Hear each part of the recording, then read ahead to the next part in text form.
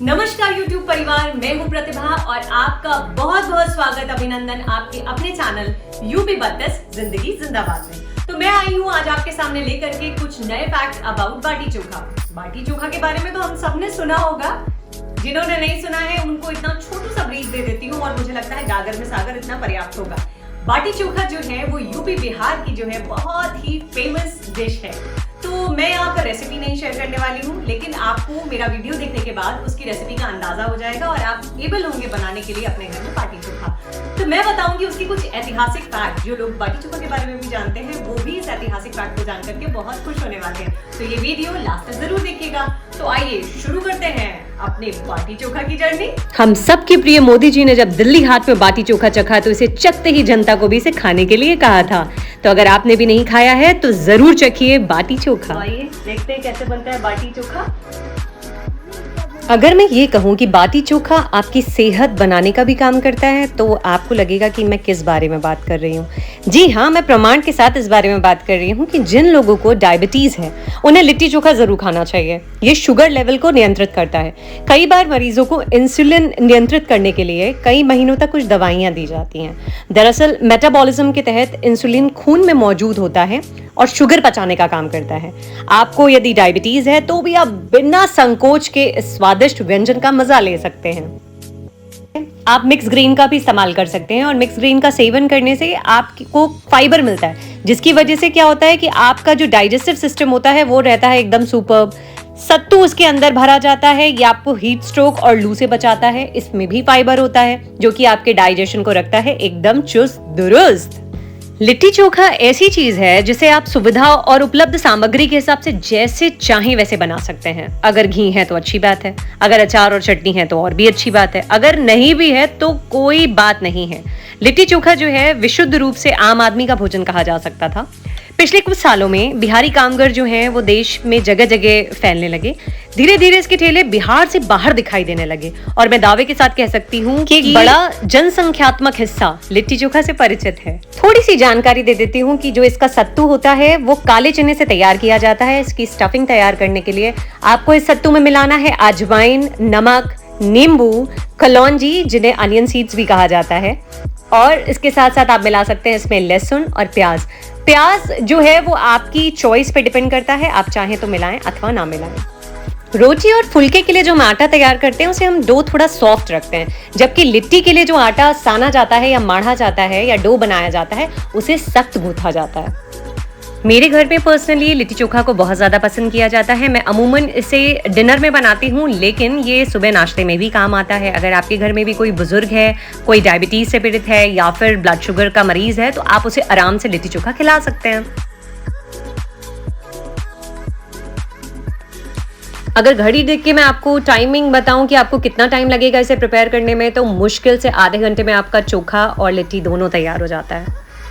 Upcoming सर्दी में कंडे वाली लिट्टी जरूर ट्राई करूंगी और आप लोगों के साथ वो पूरा ब्लॉग शेयर करूंगी।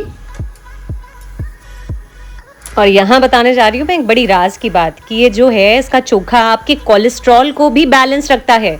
बैगन का जो चोखा है वो कोलेस्ट्रॉल लेवल को कम करता है।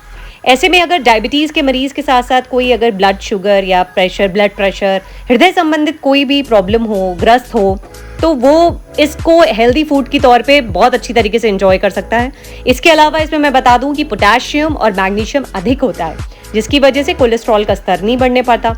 बैगन से जो है हमारी कैलोरी बर्न होती है, क्योंकि लिट्टी के लिए जो होता है वो जो चोखा बनाते हैं हम उसमें बैगन यूज करते हैं, बैगन से तैयार किया जाता है। इसीलिए जो लोग वजन कम कर रहे हैं उनको तो स्पेशल मेरी सलाह है कि डेली खाना शुरू कर दो भैया। बिहार एक बड़ा राज्य है, लेकिन लिट्टी का चलन जो है वो मिथिला में कम, मगध और भोजपुर क्षेत्र में अधिक दिखता है।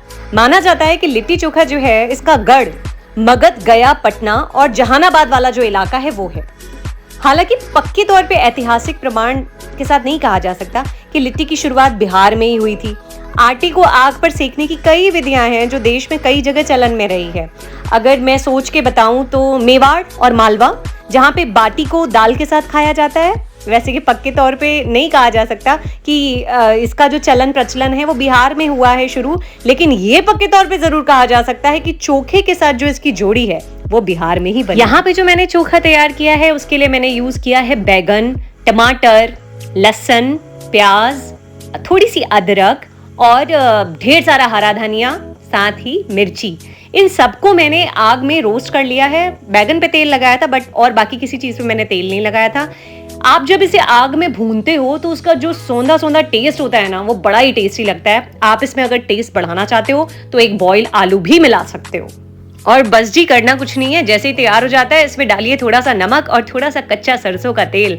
वाह, मतलब उसके बाद तो स्वाद के मतलब ऐसे स्टार्स बन जाएंगे ना, और आंखों में जो दिल बनेगा खाने के बाद। जरूर ट्राई कीजिए, ये इतनी इजीली बनने वाली रेसिपी है ना गाइस की मतलब उंगलियां चाटते रह जाओगे आप। अच्छा, बिहार का जब नाम आता है या कोई इंसान हमारे परिचय में आता है और सामने से कहता है भाई मैं बिहार से हूँ, हमारे दिमाग में तुरंत लिट्टी चोखा घूमने लगता है। अरे भैया, ऐसा नहीं है कि वो दिन रात लिट्टी चोखा खाते हैं, बट मैं ये जरूर कहना चाहूंगी इस डिश के बारे में कि अगर इसे एक बार खा लोगे ना तो इसे लंच, ब्रेकफास्ट और डिनर में भी खाओगे तो कम है, ये इतना टेस्टी होता है। चलिए थोड़ा सा इतिहास में और ताका झाकी करते हैं और निकालते हैं जरा लिट्टी चोखा के बारे में हमें क्या क्या मिलता है। चंद्रगुप्त मौर्य का नाम तो आप सबने सुना होगा। मगध के राजा थे जिनकी राजधानी पाटलिपुत्र थी, लेकिन उनका साम्राज्य जो था वो अफगानिस्तान तक फैला हुआ था। कुछ जानकारों का कहना है कि चंद्रगुप्त जो थे वो उनके सैनिक युद्ध के दौरान ना लंबे रास्ते में आसानी से लिट्टी चोखा जैसी चीज बनाकर खाते थे और आगे बढ़ जाते थे। हालांकि इसका कोई ठोस ऐतिहासिक साक्ष्य नहीं मिलता, पर अगर बात उल्लेख की देखी जाए तो इस बात का उल्लेख मिलता है कि तात्या टोपे और झांसी की रानी जो थी उनके सैनिक बाटी या लिट्टी को पसंद करते थे क्योंकि इसे पकाना बहुत आसान होता था। 1857 के विद्रोहियों को जब लिट्टी खा करके जब वो आगे बढ़ते थे ना तो उसके किस्से बड़े फेमस मिलते हैं। इसे फूड फॉर सर्वाइवल की भी संज्ञा दी गई है। इसे कई नामों से जाना जाता है, जैसे आम अगर हम बोलचाल की भाषा पे जाएं तो पाएंगे इसे लिट्टी चोखा कहें या बाटी चोखा। लिट्टी तथा चोखा दो अलग अलग व्यंजन हैं जिसको साथ साथ खाने को कहते हैं लिट्टी चोखा। ये बिहार और उत्तर प्रदेश राज्य की विशेष व्यंजनों में से एक है।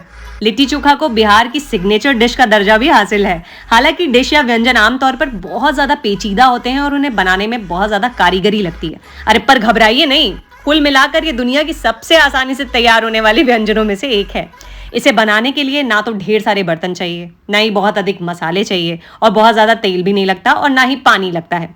इसकी एक और खासियत है कि कई दिनों तक ये खराब नहीं होता, लेकिन ताज़ा और गरम गरम खाने की बात ही कुछ और होती है। मोटे तौर पर लिट्टी जो है वो बिहारी महिलाओं की रसोई का हिस्सा कम और पुरुष यात्रियों तथा साथियों का अधिक रहा है।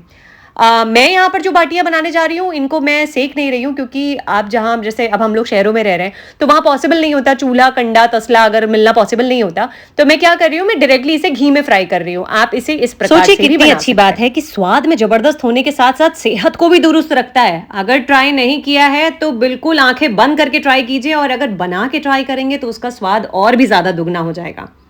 दोस्तों, कोई रॉकेट साइंस नहीं है। एक सिंपल सा चोखा बनना है, एक सिंपल सा डो तैयार करना है और उसके अंदर का फिलिंग तैयार करना है। इतना इजी है कि अगर आप सर्च भी करेंगे तो आपको आसानी से मिल जाएगा। आज मेरा ये वीडियो बनाने का जो मेन मकसद था वो आपको इसके ऐतिहासिक परिचय से थोड़ा सा परिचित कराने का था। रेसिपीज आर अवेलेबल एवरीवेयर, बहुत जगह आपको बहुत सारी रेसिपीज मिलती हैं। थोड़ा बहुत आपको जो मेरा वीडियो देख करके समझ में आ गया होगा कि मैंने किस तरीके से प्रिपरेशन की है और इसे बनाया है। और मैं अगर स्वाद की बात करूं तो मैं बहुत ही ऑनेस्ट रिव्यू दूंगी आप लोगों को। इट वॉज दिल्ली के हुनर हाट के बारे में सभी लोग परिचित हैं। हमारे जो हमारे respected honourable prime minister PM Modi हैं, उन्होंने अपने ट्विटर हैंडल पर एक पोस्ट डाला था कि लंच में स्वादिष्ट लिट्टी चोखा के साथ एक गर्मा गर्म चाय पी, हुनर हाट। तो गाइज, अगर आपको ये वीडियो पसंद आया हो तो मेरे चैनल को लाइक, शेयर एंड सब्सक्राइब जरूर कर दीजिएगा। मेरे साथ बने रहिए, जिंदगी को जिंदाबाद रखिए। फिर से मिलती हूँ किसी अलग ब्लॉग में कुछ अलग जानकारियों के साथ। तब तक मी प्रतिभा साइनिंग ऑफ।